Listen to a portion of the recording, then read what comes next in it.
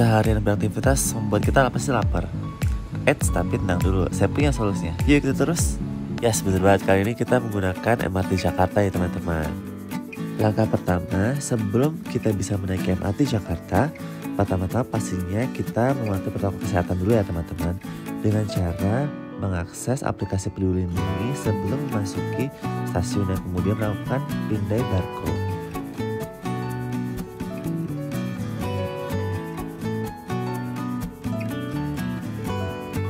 Setelah masuk ke MRT Jakarta, jangan lupa teman-teman untuk selalu mematuhi protokol kesehatan ya, dengan cara untuk tidak berbicara dua arah karena ini akan menyebabkan penyebaran virus COVID-19 semakin cepat. Nah, welcome guys di MRT ASEAN. Nah, di sini nih tempat di mana tempat anak nongkrong dan mengumpulkan tempat sih nongkrong di sini. Nah, kita juga nggak jawab dong pastinya. Karena juga pengen tahu nih kira-kira di tempat apa sih tempat-tempat nongkrong biasanya mama-mama kita masyarakat.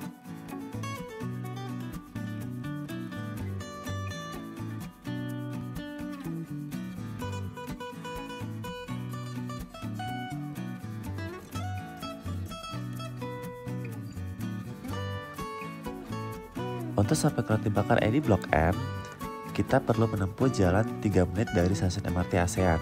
Cukup dekat ya.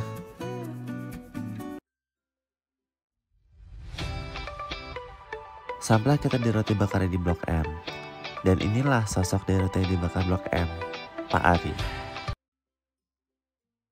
Edi sendiri ini terbentuk di tahun 1971. Itu ayah saya sendiri langsung, Pak Edi namanya. Ya, jadi beliau yang istilahnya dia yang memulai usaha ini, ya.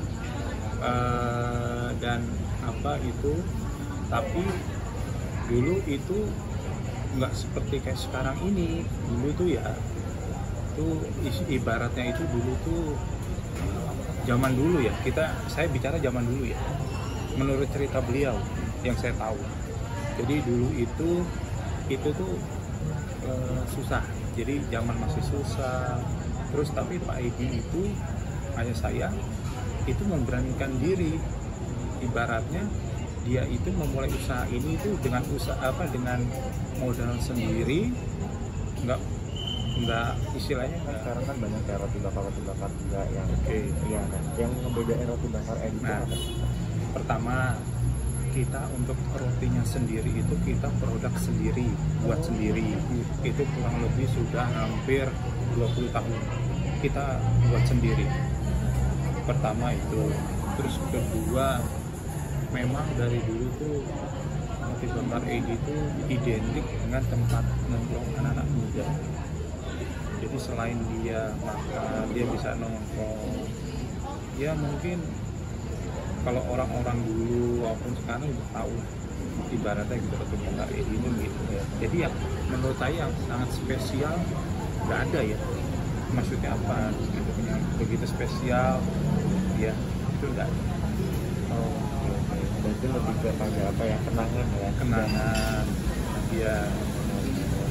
iya gitu. Soalnya Pak Edi itu apa ya, simple. Jadi dia itu ibaratnya nggak mengikuti zaman sekarang kan maju apa serba ini lah. Tapi Pak Edi berjalan tuh apa adanya aja. Ya tapi syukur ya kita apa. Terus ini sempat saya lihat kalau di internet itu kemarin itu sempat beberapa tahun yang lalu kali ya Pak, itu ada promo Pak, kayak misalnya itu roti bakar Edi itu ada potongan kalau ada orang yang namanya tuh Edi. Kalau Bapak bisa jelasin nggak, itu menarik banget sih Pak menurut aku. Ya karena itu kita buat ini aja ya, menarik minat dari pengunjung. Dan waktu itu juga pas lagi launching ya, istilahnya bukan tempat kita yang di waktu itu di Cibubur. Itu di Cibubur aja. Ya, jadi kita discuss. Oh ternyata, yuk kita buat yang menarik apa ini. Ternyata ada salah satu dari teman kerabat, yaudah kita buat aja istilahnya buat ini kita buat yang namanya ini nanti kita kasih potongan oh gitu. Jadi awalnya spontan aja. Oh, jadi buat yang nggak tahu tuh yang namanya Edi pakai Y, Edi pakai I gitu ya Pak? Oh enggak, kita tetap EDY, double D Y, nggak ada I. Oh gitu. Iya. Soalnya kalau tuh di beberapa lain itu ada yang bilang itu Edi tapi yang EDDI, EDDI. Iya, gitu. itu yang asli itu. Oh, oke. Soalnya kemarin tadi di halaman berita tuh saya lihat kayak namanya tuh yang punya namanya Edi tapi nggak mirip sama EDDY itu masih boleh dapat promo gitu Pak. Apakah itu? Oh ini berkaitan dengan promo, iya. Jadi promo. Oh iya, jadi Edi ya, iya Edi. Yang penting EDI. Ya. Nah, iya benar. Terus gimana tuh Pak? Akhirnya apa yang ada hasilnya nggak dari promo itu Pak? Ya ada itu ada. Waktu itu kebetulan tuh kakak saya ya yang ini. Jadi saya saya kurang begitu ngerti kakak saya yang perempuan khususnya. Dia yang waktu itu dia yang bikin itu dia. Jadi saya kurang begitu istilahnya waktu itu kurang begitu, cuman saya tahu gagasannya. Waktu itu saya tahu ada gagasan begitu, cuman waktu itu kebetulan itu kan di kakak saya yang di Cibubur itu kakak saya. Jadi saya nggak begitu paham gitu loh. Gimana dengan adanya gagasan kayak gitu, itu gimana, berapa persen orangnya, saya kurang begitu paham. Oh, okay. Tapi kalau kayak gitu gimana sih Pak caranya memastikan orang-orang ini tuh namanya seperti itu gitu? Apakah ada ngecek KTP atau gimana? Oh iya. Kayaknya sampai malam banget ya Pak, dari pagi sampai malam banget. Saya nggak tahu berarti kayak malamnya terus gitu kan? Iya. Kayak gitu. Benar.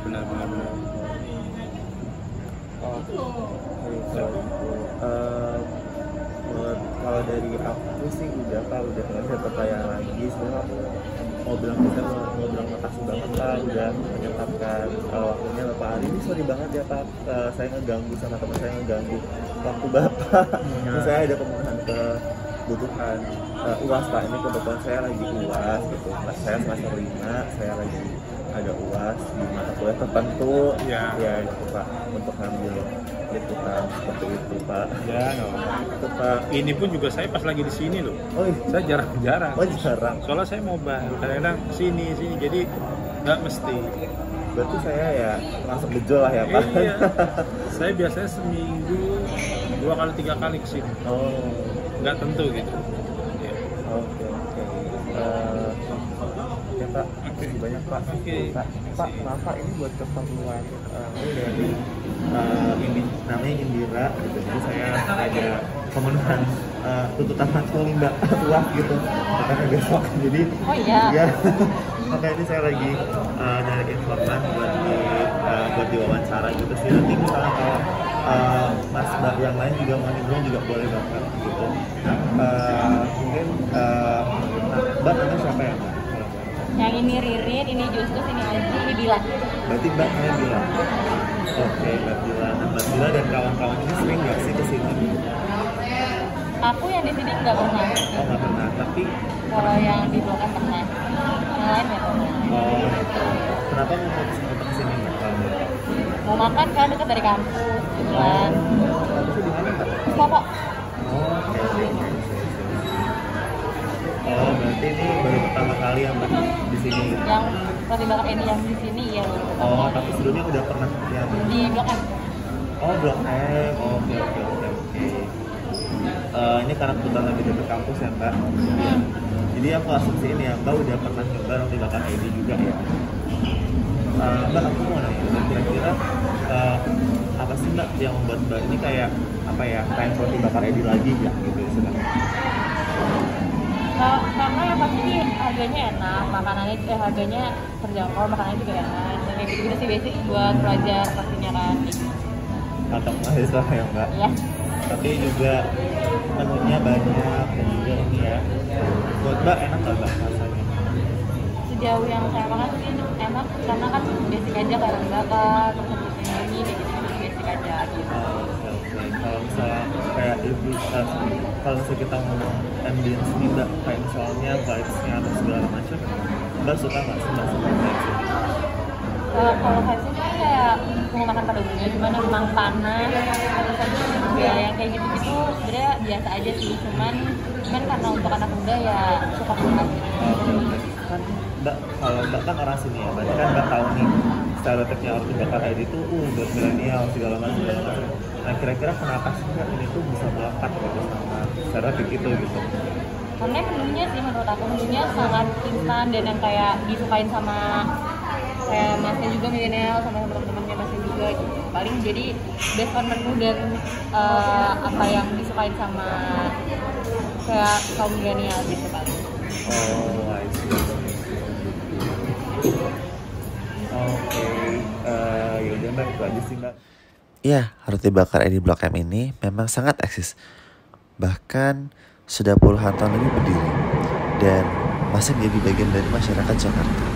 So, kalian penasaran pastikan Roti Bakar Edi. Hari libur naik MRT Fatmawati. Jangan lupa mampir ke Blok A. Belilah makanan di Roti Bakar Edi, dijamin kalian penasaran pastikan Roti Bakar Edi.